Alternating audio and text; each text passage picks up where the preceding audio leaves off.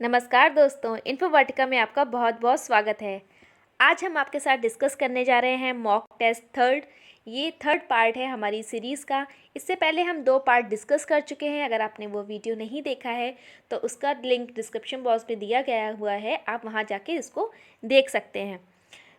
इससे पहले आपने हमारे चैनल को सब्सक्राइब नहीं किया है या आप इस चैनल को पहली बार देख रहे हैं तो इस चैनल को सब्सक्राइब करिए और बेल आइकन ज़रूर प्रेस करिए ताकि आगे की नोटिफिकेशंस आपको मिलती रहें। आप मुझसे सोशल मीडिया पे जुड़ना चाहते हैं तो मुझे यहाँ फॉलो कर सकते हैं और वीडियो की PDF टेलीग्राम चैनल से जाके आप डाउनलोड कर सकते हैं। वहाँ पे PDF अपलोड कर दी जाती है जिसको आप बाद में फर्दर क्वेश्चन आपको सॉल्व करने हैं तो आप देख के सॉल्व कर सकते हैं, right. So let's start the video. आज का हमारा पहला क्वेश्चन है, भारतीय संविधान के तहत निम्नलिखित में से कौन एक विशिष्ट आधार नहीं है जिस पर राज्य धर्म की स्वतंत्रता पर प्रतिबंध लगा सकता है। ठीक है, कौन सा विशिष्ट आधार नहीं है जिस पर राज्य धर्म की स्वतंत्रता पर प्रतिबंध लगा सकता है। क्वेश्चन को ध्यान से देखिएगा। तो इसका करेक्ट आंसर है, सही आंसर है सामाजिक न्याय। ठीक है, अनुच्छेद 25 के तहत अधिकार सार्वजनिक व्यवस्था, नैतिकता, स्वास्थ्य और मौलिक अधिकारों से संबंधित अन्य प्रावधानों के अधीन है। राज्य को धार्मिक अभ्यास से जुड़ी किसी भी आर्थिक, वित्तीय, राजनीतिक या अन्य धर्मनिरपेक्ष गतिविधि को विनियमित या प्रतिबंधित करने की अनुमति है। ठीक है, अगला क्वेश्चन है, मिलन 2022 नौसेना अभ्यास के संबंध में निम्नलिखित कथनों पर विचार करें। फिर 3 कथन दिए हुए हैं तो पूछा गया कौन सा कथन इसमें से सही है। तो पहले 2 कथन इसमें से सही हैं, तीसरा कथन सही नहीं है। ठीक है, 25 फरवरी से 4 मार्च तक आयोजित होने वाला नौसैनिक अभ्यास मिलन, ठीक है, आपको याद रखना है, मिलन नौसैनिक अभ्यास मिलन, जिसके लिए 46 देशों को आमंत्रित किया गया है। ठीक है, कितने देश को किया गया? 46। यह हिंद महासागर क्षेत्र में सबसे बड़ा बहुपक्षीय अभ्यास होगा। ठीक है, मिलन अभ्यास का विषय सौहार्द सामंजस्य सहयोग, जिसका उद्देश्य स्वतंत्र, सुरक्षित और नियम आधारित महासागर के लिए सामूहिक जिम्मेदारियों को बढ़ावा देना है। ये इसका उद्देश्य है।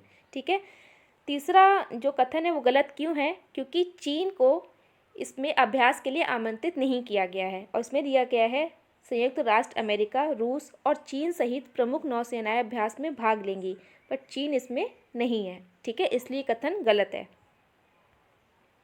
अगला क्वेश्चन है, कमलांग टाइगर रिजर्व को हाल में सुर्खियों में है। ठीक है, यह किस राज्य में स्थित है? ठीक है, कमलांग टाइगर रिजर्व किस राज्य में स्थित है, ये इसमें पूछा गया है। तो उसका करेक्ट आंसर है अरुणाचल प्रदेश।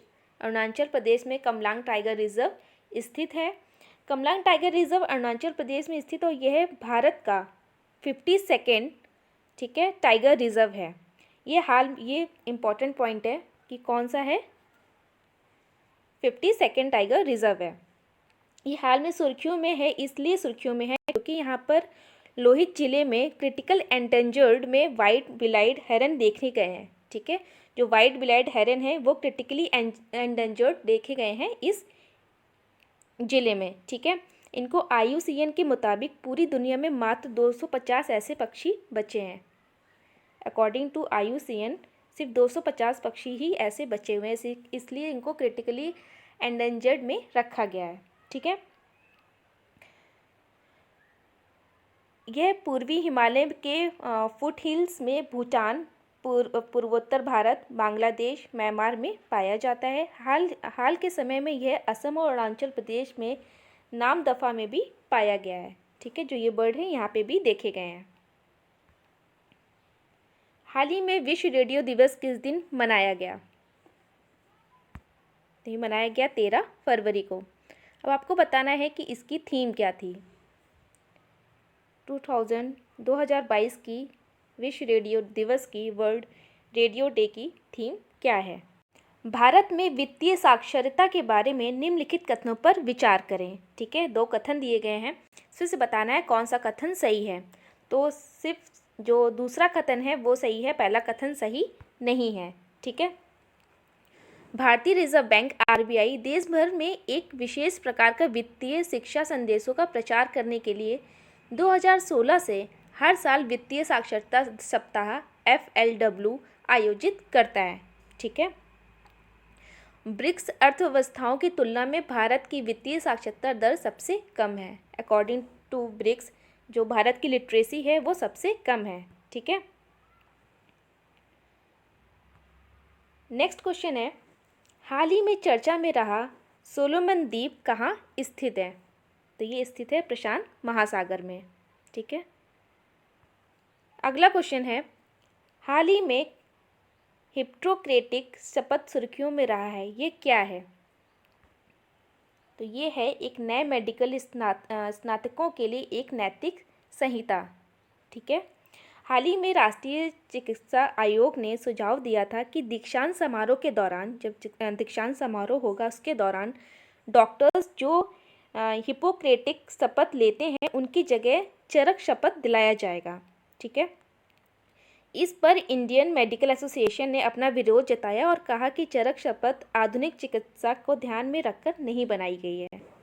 ठीक है। जो चरक शपथ है वो आधुनिक चिकित्सा को ध्यान में रखकर नहीं बनाई गई है। अगर हम इसे अपनाते हैं तो वैश्विक समुदाय हमारी आधुनिक चिकित्सा से दूर होने लगेगी, जो चिकित्सा क्षेत्र में विकास में एक बाधक साबित हो सकती है।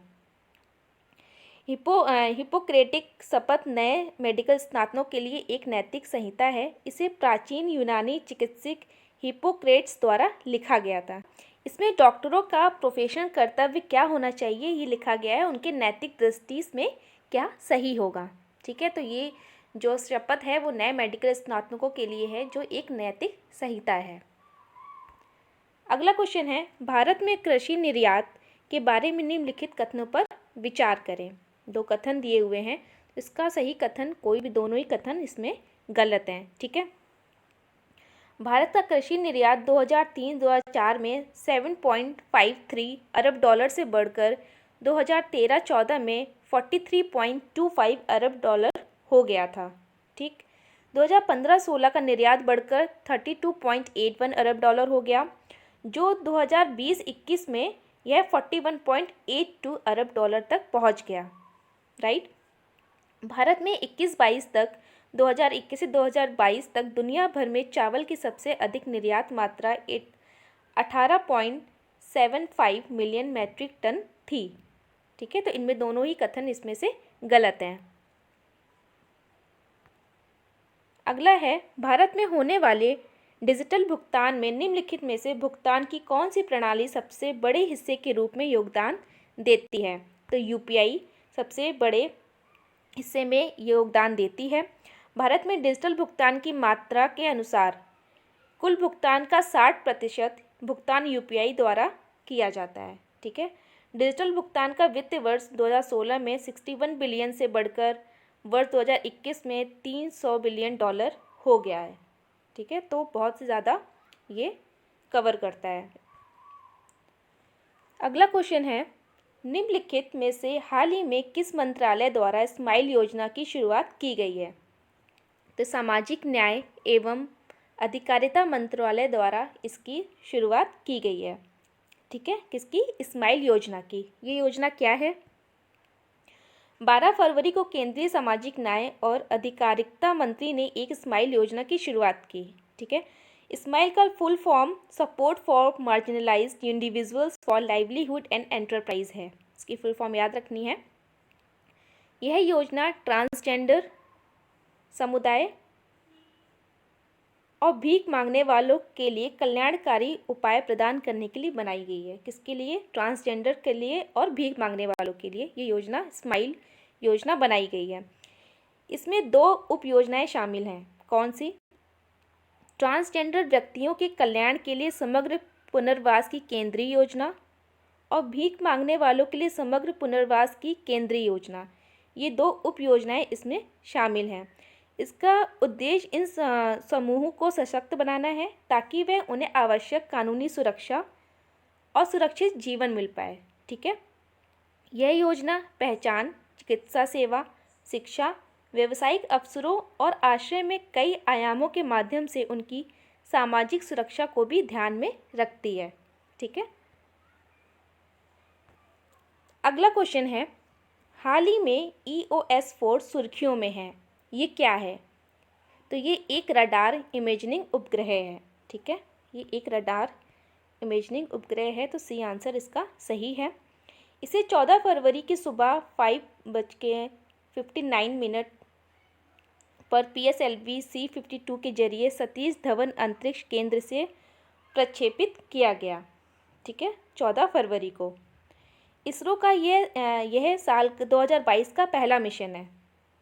वहीं PSLV की यह 54वीं उड़ान है। ठीक है, PSLV के माध्यम से इसमें 2 छोटे उपग्रह को भी भेजा गया है। वो छोटे उपग्रह कौन से हैं? जिसमें INSPIRESAT 1 और INS-2TD भी शामिल है। कौन से? पहला है INSPIRESAT 1 और INS-2TD भी शामिल है। ठीक है, EOS-04 का उपयोग पृथ्वी की उच्च गुणवत्ता वाली तस्वीरें लेने में होगा। जो इसका उपयोग है वो किस में होगा? पृथ्वी की गुणवत्ता वाली तस्वीरें लेने में होगा। इसमें कृषि, वन, पौधरोपण, मिट्टी में नमी, पानी उपलब्धता और बाढ़ ग्रसित इलाकों को नक्शे को तैयार करने में मदद मिलेगी। ठीक है, अगला क्वेश्चन है, महान स्वतंत्रता सेनानी सरोजिनी नायडू के संबंध में निम्नलिखित में से कौन सा कथन सत्य है? तो दोनों ही कथन हमारे सत्य हैं। इनका जन्म 13 फरवरी 1879 को हुआ था। भारत में राष्ट्रीय महिला दिवस 13 फरवरी को मनाया जाता है। ठीक है, यह दिन देश की स्वर कोकिला कही जाने वाली स्वतंत्रता सेनानी सरोजिनी नायडू के जन्मदिन पर ही मनाया जाता है, जो नेशनल वीमेंस डे है 13 फरवरी को। वो इनके बर्थडे मनाया जाता है, जन्मदिन पर। ठीक है, 1925 में कांग्रेस की अध्यक्ष भी बनाई गई थी ये सरोजिनी नायडू। भारत छोड़ो आंदोलन में सक्रिय भूमिका के कारण अंग्रेजों ने उन्हें 21 महीने तक जेल में रखा था और वे भारत की पहली महिला गवर्नर भी थी। ठीक है, नेक्स्ट क्वेश्चन है, निम्नलिखित में से कौन सा संगठन भ्रष्टाचार बोध सूचकांक प्रकाशित करता है? तो कौन सा संगठन करता है? ट्रांसपेरेंसी इंटरनेशनल संगठन जो ये है, ये क्या करता है? भ्रष्टाचार बोध सूचकांक को प्रकाशित करता है। ठीक है, सूचकांक के तहत कुल 180 देश में उनकी सार्वजनिक व्यवस्था में मौजूद भ्रष्टाचार के कथित स्तर पर विशेषज्ञों और कारोबारियों द्वारा दी गई राय के अनुसार रैंक दी जाती है। 180 देशों में उनकी सार्वजनिक व्यवस्था में मौजूद भ्रष्टाचार के कथित स्तर पर विशेषज्ञों और कारोबारियों द्वारा ये जो राय है, रैंक है, ये दी जाती है। यह 13 स्वतंत्र डेटा स्रोतों पर निर्भर करता है। इसमें 0 और 100 तक के स्तर का पैटर्न होता है। जो रैंक दी जाती है वो 0 to 100 होती है। ठीक है, 0 का मतलब होता है सबसे कम भ्रष्टाचार और 100 का मतलब होता है सार्वत्रिक भ्रष्टाचार, मतलब वहाँ सबसे ज़्यादा भ्रष्टाचार है। ठीक है, ट्रांसपेरेंसी इंटरनेशनल एक अंतर्राष्ट्रीय गैर सरकारी संगठन है। ये बहुत इंपॉर्टेंट लाइन है कि ये एक अंतर्राष्ट्रीय गैर सरकारी संगठन है जिसकी स्थापना वर्ष 1993 में बर्लिन, जर्मनी में की गई थी। ठीक है, कहाँ की गई थी? जर्मनी के बर्लिन में। इसका प्राथमिक उद्देश्य नागरिक उपायों के माध्यम से वैश्विक भ्रष्टाचार का मुकाबला करना और भ्रष्टाचार के कारण उत्पन्न होने वाली आपराधिक गतिविधियों को रोकने हेतु कार्रवाई करना है। अगला क्वेश्चन है हमारा, पद्म पुरस्कारों के संबंध में निम्नलिखित कथनों में से कौन सा कथन सही है? तो इसमें 3 कथन दिए गए हैं, कौन सा कथन इसमें सही पूछा गया है। तो हमारे दूसरा और तीसरा कथन सही है, पहला कथन सही नहीं है। पद्म पुरस्कारों की घोषणा प्रतिवर्ष गणतंत्र दिवस 26 जनवरी को की जाती है। वर्ष 1954 में स्थापित यह भारत के सर्वोच्च नागरिक सम्मानों में से एक है। ठीक है, कब से? 1954 से। ठीक है, यह ऐसी सभी विषयों गतिविधियों के क्षेत्र में उपलब्धियों की पहचान कराता है जिसमें सार्वजनिक सेवा का तत्व शामिल हो। यह पुरस्कार 3 श्रेणियों में दिए जाते हैं, पद्म विभूषण, पद्म भूषण एंड पद्मश्री। जो पद्म विभूषण है वो असाधारण और विशिष्ट सेवा के लिए, पद्म भूषण उच्च क्रम की विशिष्ट सेवा के लिए और पद्मश्री प्रतिष्ठित सेवा के लिए दिया जाता है। ठीक है, पद्म भूषण और पद्मश्री के बाद पद्म पुरस्कारों के पदानुक्रम में पद्म विभूषण सर्वोच्च है। ठीक है, यह पुरस्कार विभिन्न विषयों के लिए दिए जाते हैं, जैसे कि किस किस क्षेत्र में, एरिया में दिए जाते हैं, जैसे कला, सामाजिक कार्य, सार्वजनिक मामले, विज्ञान और इंजीनियरिंग, व्यापार व उद्योग, चिकित्सा, साहित्य एवं शिक्षा, खेल, सिविल सेवा आदि। इन सब में ये पुरस्कार दिए जाते हैं। जो इसका पहला कथन है वो गलत क्यों है? क्योंकि सिर्फ इसमें बोला गया है कि ये गणतंत्र दिवस पर भारत के प्रधानमंत्री द्वारा दिया जाता है, बट प्रधानमंत्री द्वारा नहीं दिया था, ये प्रेसिडेंट द्वारा दिया जाता है। ठीक है, ओके। अगला क्वेश्चन है, निम्नलिखित में से किस देश के साथ भारत का व्यापार आर्थिक सहयोग समझौता है? तो सही आंसर है इसका मलेशिया। मलेशिया के साथ भारत का व्यापक आर्थिक सहयोग समझौता है। ठीक है, भारत ने CECS पर केवल मलेशिया और सिंगापुर के साथ ही हस्ताक्षर किए हैं। ठीक है, तो ये थे आज के हमारे इंपॉर्टेंट क्वेश्चन। आई होप ये क्वेश्चन आपको पसंद आएंगे। अगर आपको ये क्वेश्चन अच्छे लगे तो इस वीडियो को लाइक करिए, कमेंट करिए और लोगों तक शेयर करिए, ताकि और लोगों को भी हेल्प हो सके। Thank you for watching. Have a great day.